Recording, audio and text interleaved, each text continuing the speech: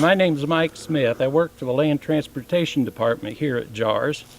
As you see one of our training vehicles behind us, we train translators before they go to the field.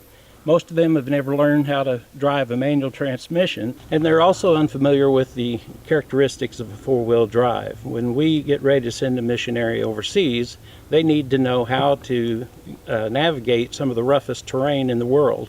And some of the training techniques that we use here show them how to get in and out of difficult situations, how to equip their vehicle correctly.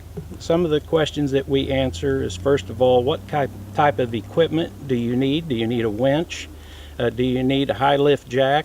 Are you going to be doing river crossings? What type of soil will you be operating in? Because the different tires are for different types of soil.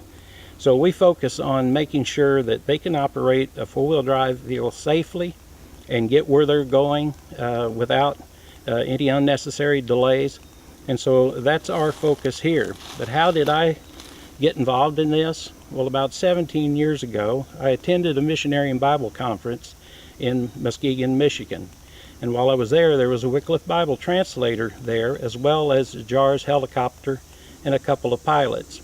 I took a ride on the helicopter. While I was talking to the pilots, they began to tell me about all of the support roles that are necessary to make Bible translation happen.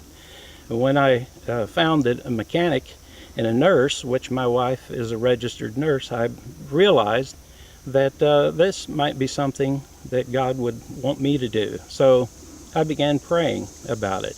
And it's interesting how every time I would hear a song about missions, I would break down into tears. I knew at that point that God was really telling me that this is what He wanted me to do. And I took the time to come down and visit the center, look at what the people were trying to accomplish here, and I joined the Land Transportation, made some trips overseas to take a clinic in our training overseas, but ideally we like to catch people here before they leave the United States and give them that training to take with them.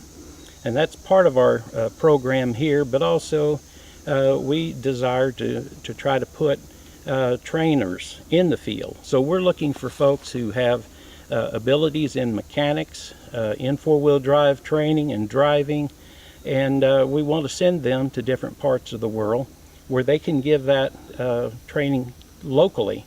And those folks that don't happen to come through the center here on their way to the field, that they can be of service to them.